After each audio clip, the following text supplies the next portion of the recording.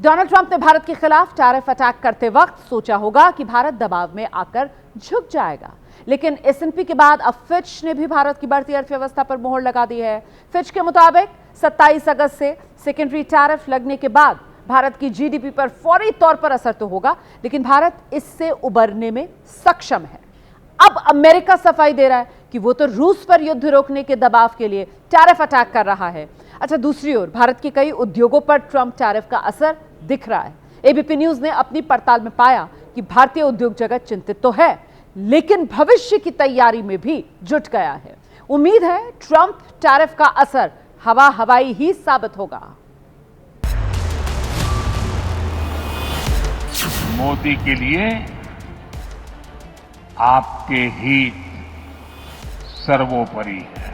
दबाव कितना ही क्यों ना आए, हम झेलने की अपनी ताकत बढ़ाते जाएंगे। अमेरिकी राष्ट्रपति डोनाल्ड ट्रंप के टैरिफ अटैक के बाद भारत पर 50% टैरिफ लगने का समय नजदीक आ गया है। देश ने भी तय कर लिया है कि वो किसी के दबाव में झुकने वाला नहीं है।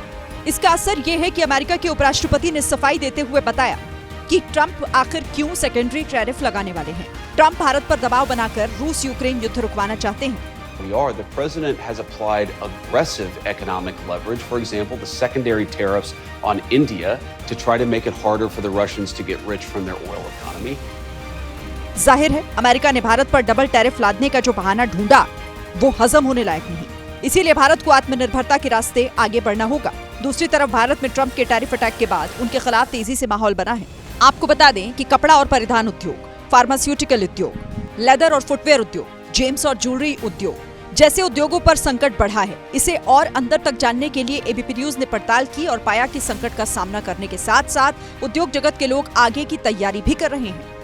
लुधियाना के टेक्सटाइल उद्योग हो या कारपेट सिटी कहे जाने वाला भदोही हो या फिर पीतल नगरी मुरादाबाद, हर जगह हालात चुनौती भरे हैं।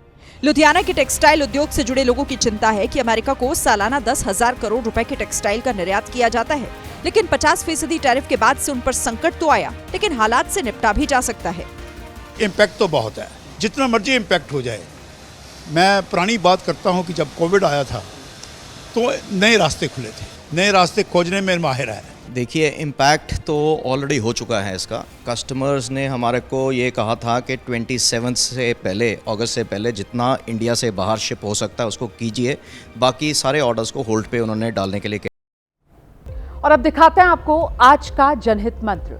दुनिया की सबसे अच्छी किताब हम स्वयं होते हैं। खुद को समझ लीजिए, सब समस्याओं का समाधान हो जाएगा। अब एबीपी न्यूज पर मुझे इजाजत दीजिए।